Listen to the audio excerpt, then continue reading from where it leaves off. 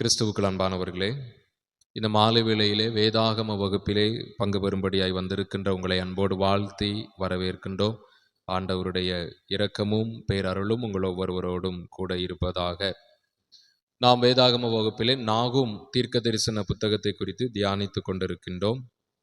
இதுவரை 8 வசனங்களை நாம் தியானித்திருக்கின்றோம். நாகும் 1ஆம் அதிகாரம் முதல் 8 வசனங்களை நாம் கடந்த வகுப்புகளிலே தியானித்தோம். நிச்சயமாக உங்களுக்கு அது பிரயோஜனமாக இருந்திருக்கும் என்று சொல்லி நாங்கள் கர்த்தருக்குள் நம்புகின்றோம். தொடர்ந்து 9வது வசனத்திலிருந்து நாம் இன்றைய தினத்திலே தியானிக்க போகின்றோம். இந்த 9வது வசனம் முதல் 11வது வசனம் வரை ஒரு பகுதியாயும், 12வது வசனம் முதல் 15வது வசனம் வரை மற்றும் ஒரு பகுதியாயும் நாம் 2 பகுதிகளாய் இந்த 1ஆம் அதிகாரத்தின் எஞ்சி இருக்கிற வசனங்களை நாம் பிரித்து கொள்ளக்கூடும். நாம் வாசிக்க கேட்ட 9வது வசனம் முதல் 11ஆம் வசனம் வரை என்ன தலைப்பு கொடுக்கலாம் என்றால், அசீரியாவின் மீதான நியாய தீர்ப்பு என்று சொல்லி நாம் தலைப்பு கொடுக்கலாம்.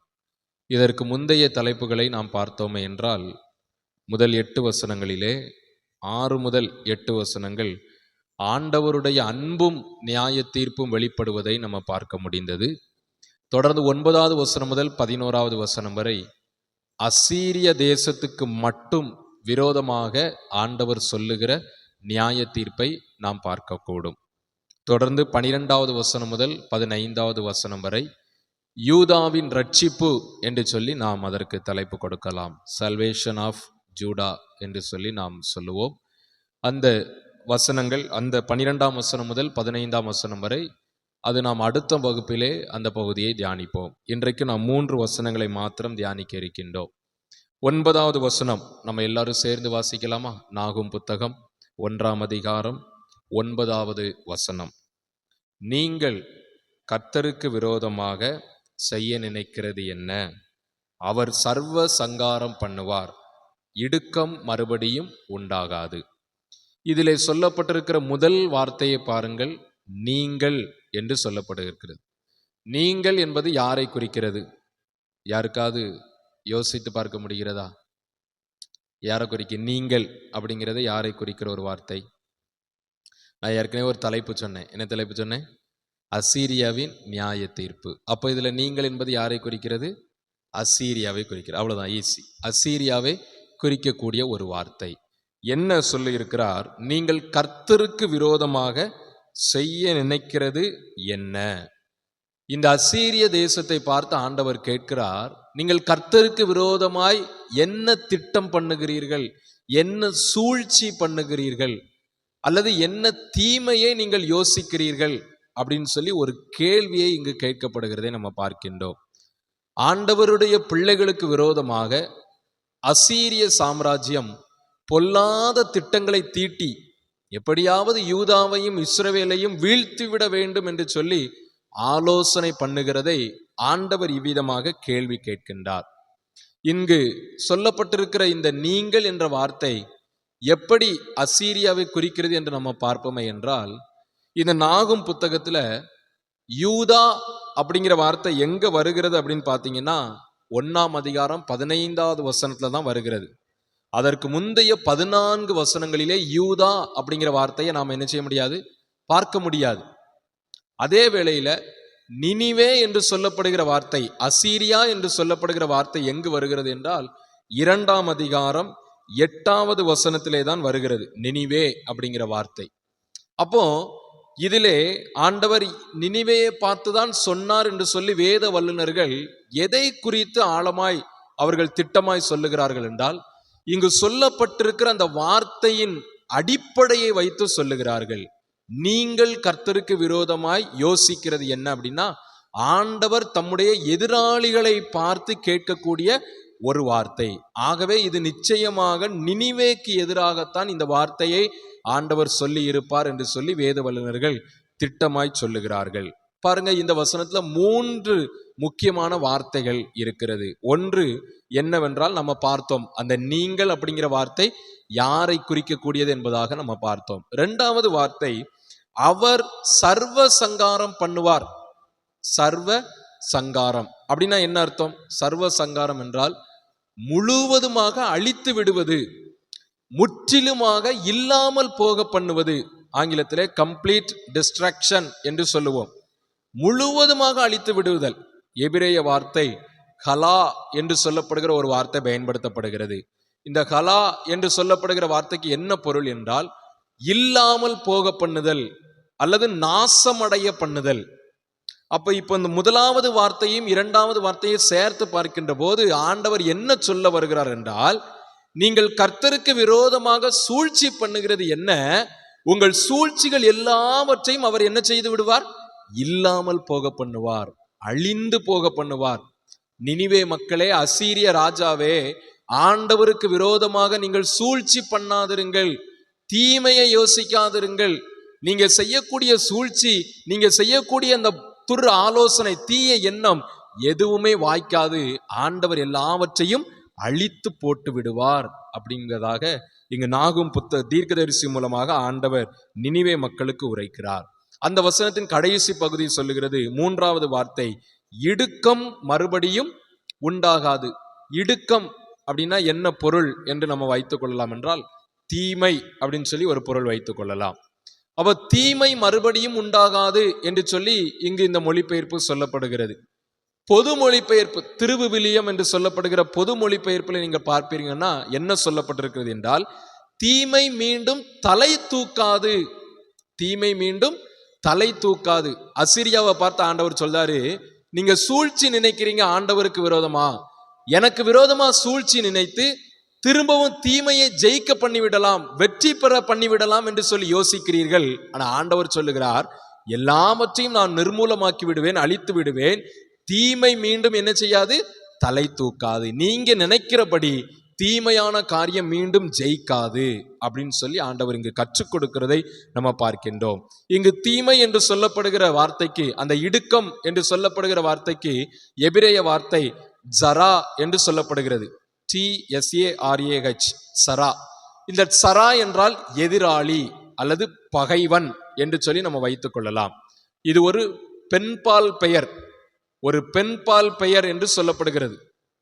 அப்போ எதிராளி மீண்டும் தலை தூக்குவது இல்லை. நீங்க நினைக்கிறபடி உங்களுக்கு கை கொடுக்கிற தீமை மீண்டும் உங்களுக்கு கை கொடுக்காது அப்படின்னு சொல்லி ஆண்டவர் அசீரியாவை பார்த்து ஒரு எச்சரிப்பு செய்தியை ஆண்டவர் கற்றுக் கொடுக்கிறார்.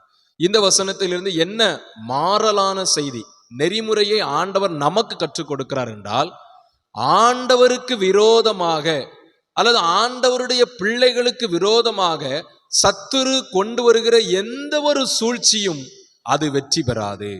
அதை ஆண்டவர் முறியடித்து போடுவார், அதை சர்வ சங்காரம் பண்ணுவார், முற்றிலும் அழித்து விடுவார். தீமை மீண்டும் இந்த உலகத்திலே தலை தூக்காது, அல்லது தீமை மீண்டும் தலை தூக்காதபடி ஆண்டவர் நம்முடைய வாழ்க்கையிலே நமக்கு பாதுகாப்பாக இருப்பார் என்பதாக ஆண்டவர் நமக்கு கற்றுக் கொடுக்கிறார். அடுத்து 10வது வசனத்தை பாருங்கள். 10வது வசனம் நாம் எல்லாரும் சேர்ந்து வாசிப்போம். அவர்கள் சன்னல் பின்னலாயிருக்கிற முட்செடிகளுக்கு ஒப்பாயிருக்கையிலும் தங்கள் மதுபானத்தினால் வெறி கொண்டிருக்கையிலும் அவர்கள் முழுதும் காய்ந்து போன செத்தையை போல எரிந்து போவார்கள். 9வது வசனத்துல ஆண்டவர் சொல்றாரு, நான் முற்றிலும் உங்களை அழித்து விடுவேன், சர்வ சங்காரம் பண்ணுவேன் அப்படின்னு சொல்றார். எப்படி சர்வ சங்காரம் பண்ணுவார் அப்படின்னு சொல்லிதான் இந்த 10வது வசனத்துல அதற்கு விளக்கம் கொடுக்கிறார், எக்ஸ்பிளனேஷன் கொடுக்கிறார். எப்படியெல்லாம் சர்வ சங்காரம் பண்ணுவார், எப்படியெல்லாம் நிர்மூலமாக்குவார். 3 விதமான உருவகமான வார்த்தை இந்த வசனத்திலே பயன்படுத்தப்படுகிறது. முதல் வார்த்தையை பாருங்க, சன்னல் பின்னலா இருக்கிற முட்செடி. ஒரு முட்செடிக்குள்ளாக ஒரு மரம் வளர முடியுமா? யோசித்து பாருங்க. ஒரு முட்செடிக்குள்ளாக இன்னொரு மரம் வளர முடியுமா? இன்னொரு செடி வளர முடியுமா? முடியாது. அந்த முள் என்ன செய்யும்? அந்த செடியை நெருக்கும். அந்த செடியை வளர முடியாதபடி அது நெருக்கும், அது இருக்கும், அது தடுத்து நிறுத்திவிடும். அப்போ அதே போல இந்த நினிவே மக்களாகிய நீங்கள் எனக்கு விரோதமாக சூழ்ச்சி நினைக்கிறீர்களே, இந்த முட்செடியிலே காணப்படுகிற ஒரு செடியை போல நான் உங்களை நெருக்கி விடுவேன். எவ்வளவு எச்சரிப்பான ஒரு செய்தியை ஆண்டவர் சொல்லுகிறார் பாருங்கள். இந்த முட்செடியில் காணப்படுகிற ஒரு செடியை போல, அதற்கு ஒப்பாய் இருப்பதை போல, சன்னல் பின்னலாய் இருக்கின்ற அந்த முட்செடியை போல உங்களுடைய வாழ்க்கையும் நெருக்கப்பட்டு போகும். எனக்கு விரோதமாக சூழ்ச்சி நினைக்காதிருங்கள் என்று சொல்லி ஆண்டவர் எச்சரிப்பு கொடுக்கிறார். 2வது அங்கு சொல்லப்படுகிற வார்த்தை தங்கள் மதுபானத்தினால் வெறி கொண்டிருக்கையில், குடிவெறி அப்படிங்கிற ஒரு வார்த்தை இங்கு பயன்படுத்தப்படுகிறது. குடிக்கின்ற மனிதர்களை நீங்க பார்ப்பீர்களே என்றால், நாம் அநேக முறை அநேக மனிதர்களை பார்த்திருக்க கூடும். தங்களுடைய சுய நினைவை என்ன செய்வாங்க? இழந்து விடுவார்கள். கட்டுப்பாடு இல்லாமல் பேசுவார்கள். எந்த இடத்துல எப்படி பேச வேண்டும் என்று தெரியாது, வாய்க்கு வந்தபடி பேசி விடுவார்கள். அப்போ குடியினால ஒரு மனிதன் வெறி அடைந்திருக்கின்ற போது, குடி வெறி ஒரு மனிதனுக்குள்ளாக உச்சத்தில் இருக்கின்ற போது, அந்த மனிதன் சுய கட்டுப்பாட்டை இழந்து விடுகிறான், சுய ஆளுமையை இழந்து விடுகிறான். அதே போல எனக்கு விரோதமாக நீங்க சூழ்ச்சி செய்கின்ற போது, உங்களுடைய ஆளுமை, உங்களுடைய சுய ஆளுமை என்பதை நீங்கள் இழந்து விடுவீர்கள். எப்படி ஒரு குடிவெறியுடைய மனிதன் சுய நினைவு இல்லாமல் இருப்பானோ, அதே போல உங்களுடைய வாழ்க்கை மாறி போகும். அதே போல உங்களுடைய வாழ்க்கை அழிந்து போகும். நீங்கள் ஆளுமை முடியாமல், கட்டுப்பாடு இல்லாமல் நீங்கள் அழிந்து போய் விடுவீர்கள் என்று சொல்லி ஆண்டவர் நினிவே மக்களை பார்த்து எச்சரிப்பு கொடுக்கிறார். அதே வசனத்திலே மூன்றாவது உருவக வார்த்தை என்ன பயன்படுத்தப்படுகிறது? அவர்கள் முழுதும் காய்ந்து போன செத்தையை போல எரிந்து போவார்கள். செத்தை அப்படிங்கிற வார்த்தைக்கு என்ன பொருள் அப்படின்னு சொல்லி நம்ம பார்த்தோமே என்றால், திருவிவிலியத்தில் சொல்லப்படுகிறது காய்ந்து போன சருகை. நம்ம பிளாஸ்டிக் கவர், பாலித்தீன் கவர் காஞ்சு போனா எப்படி இருக்கும், அல்லது பாலித்தீன் கவர் கூட வேண்டாம், மர இலைகள் உதிர்ந்து காய்ந்து போன பிற்பாடு அந்த இலை எப்படி இருக்குமோ, அதே போல காய்ந்து போன சருகு போல உங்களுடைய வாழ்க்கை வறட்சியாய் மாறிவிடும். உங்களுடைய வாழ்க்கையில செழிப்பு என்பதே இருக்காது. உங்களுடைய வாழ்க்கையில ஒரு பசுமை என்பதே இருக்காது. நீங்கள் எனக்கு விரோதமாக சூழ்ச்சி செய்கின்ற போது ஒரு காய்ந்து போன சருகையை போல உங்கள் வாழ்க்கை அழிந்து போகும் என்று சொல்லி ஆண்டவர் இங்கு எச்சரிப்பு கொடுக்கின்றார். இது யாரை பார்த்து ஆண்டவர் சொல்லுகிறார்? ஆண்டவருக்கு விரோதமாக எழும்புகிற நினிவே மக்களை பார்த்து. ஆகவே எனக்கன்பானவர்களே, நம்முடைய வாழ்க்கையிலே கர்த்தருக்கு விரோதமான செயல்பாடுகள் நம்முடைய வாழ்க்கையில் இல்லாதபடிக்கு நாம் பார்த்து கொள்ள வேண்டும். ஒருவேளை இது நினிவே மக்களை பார்த்து சொல்லப்பட்ட வார்த்தையாக இருந்தாலும், இன்றைக்கு ஆண்டவர் நமக்கு ஒரு எச்சரிப்பாக இந்த வார்த்தையை நமக்கு கற்றுக் கொடுக்கிறார். கடைசியாக 11வது வசனத்தை மாத்திரம் நாம் தியானம் செய்வோம். எல்லாரும் சேர்ந்து வாசிப்போம். 11வது வசனம். கர்த்தருக்கு விரோதமாக பொல்லாத நினைவு கொண்டிருக்கிற துர் ஆலோசனைக்காரன் ஒருவன் உன்னிடத்தில் இருந்து புறப்பட்டான். இங்கு ஒரு மனிதனை குறித்து சொல்லப்பட்டிருக்கிறது. அந்த மனிதனுக்கு என்ன பெயர் கொடுக்கப்பட்டிருக்கிறது? துர் ஆலோசனைக்காரன். துர் ஆலோசனைக்காரன் என்பது நினிவே மக்களை குறிக்கக்கூடிய ஒரு வார்த்தையாக இருந்தாலும், அது யாரை குறிப்பதாக வேத வல்லுநர்கள் சொல்லுகிறார்கள் என்றால், சனகரீப் என்று சொல்லப்படுகிற நினிவே மக்களின் ராஜாவை குறிக்கக்கூடிய ஒரு வார்த்தை. 2 ராஜாக்களின் புத்தகம் 18ஆம் அதிகாரம் 19ஆம் அதிகாரம், இந்த 2 அதிகாரத்தை நீங்க வீட்டில் போய் வாசித்து பாருங்க. எசேக்கியா ராஜாவினுடைய காலத்திலே சனகரீப் என்று சொல்லப்படுகிற அசீரிய ராஜா இஸ்ரவேல் பட்டணத்தை அவன் சுற்றிலும் சூழ்ந்து முற்றுகை போட்டிருந்தான். வேத வல்லுநர்கள் சொல்லுகிறார்கள், கிட்டத்தட்ட கிமு 71வது ஆண்டிலே, கிறிஸ்து பிறப்பதற்கு முன்பு 71வது ஆண்டிலே 46 யூதாவின் பட்டணங்களை இந்த சனகரீப் ராஜா அபாண்டமாக ஒரு விரோதமாய் போரிட்டு தன் பக்கமாக பிடித்து கொண்டான் என்று சொல்லி வேத வல்லுநர்கள் சொல்லுகிறார்கள். 46 பட்டணங்கள் யூதாவின் பட்டணமாய் இருந்த அந்த பட்டணங்களை தன் பக்கமாக அவன் முற்றுகை போட்டு சண்டையிட்டு பிடித்து கொண்டான் என்று சொல்லுகிறார்கள். அப்ப அதற்கு விரோதமாகத்தான் ஆண்டவர் இந்த 11வது வசனத்துல இந்த துர் ஆலோசனைக்காரன் என்பது சனகரீப் ராஜாவை குறிக்கக்கூடிய வார்த்தை. அந்த ராஜாவை பார்த்து ஆண்டவர் சொல்கிறார், உங்க நினிவே மக்களாகிய உங்களுக்குள்ளே ஒரு துர் ஆலோசனைக்காரன் புறப்பட்டு இருக்கிறான், அவன்தான் உங்களை இப்படி தீமையான காரியங்களுக்குள்ளாக வழி நடத்துகிறான் அப்படின்னு சொல்லி ஆண்டவர் அங்கு அவர்களுடைய பிரச்சனைக்கான ஒரு வேரையும் அங்கு காண்பித்து கொடுக்கக்கூடியதை நாம் பார்க்கின்றோம். இப்ப எனக்கன்பானவர்களே, இந்த வசனத்தின் மூலமாக ஆண்டவர் நமக்கு கற்றுத்தருகிற காரியம், நம்முடைய வாழ்க்கையிலே துர் ஆலோசனைக்கு நாம் என்ன செய்யக்கூடாது? இடம் கொடுக்க கூடாது. தீய ஆலோசனை எது, நன்மையான ஆலோசனை எது என்பது நமக்கு நன்றாக தெரியும். ஆண்டவர் அதற்குரிய பகுத்தறிவு சிந்தனையை ஒவ்வொரு மனிதனுக்குள்ளாக ஆண்டவர் கொடுத்திருக்கின்றார். ஒருவேளை மனிதனுடைய ஆலோசனை நமக்கு மிக முக்கியம்தான். நம்முடைய வீட்டில் இருக்கின்ற பெற்றோர்களுடைய ஆலோசனை முக்கியம்தான், பிள்ளைகளுடைய ஆலோசனை முக்கியம்தான், சபையில் இருக்கின்ற மூப்பர்களுடைய ஆலோசனை முக்கியம், சமுதாயத்தில் இருக்கின்ற பெரியவர்களின் ஆலோசனை முக்கியம். அவங்க எல்லாம் அனுபவத்தில் சிறந்தவர்கள். இருந்தாலும் அவர்கள் கூறுகிற ஆலோசனை நமக்கு நல்லதா நமக்கு கெட்டதா அப்படின்னு சொல்லி நாம் யோசித்து செயல்படுத்த வேண்டும். துர் ஆலோசனை, தீமையான எண்ணங்களுக்கு நாம் இடம் கொடுக்க கூடாது என்பதை ஆண்டவர் இங்கு இந்த வார்த்தையின் மூலமாக நமக்கு கற்றுக் கொடுக்கிறார். ஒருவேளை நினிவே மக்களுக்கு ஆண்டவர் அந்த சனகரிப் ராஜாவை குறித்து சொன்னாலும் நமக்கு கற்றுக் கொடுக்கிற வார்த்தை, துர் ஆலோசனைக்கு நாம் இடம் கொடுக்க கூடாது. இந்த 3 வசனங்களில் இருந்து முக்கியமான ஆண்டவருடைய எச்சரிப்பின் செய்திகளை நாம் தியானித்தோம்.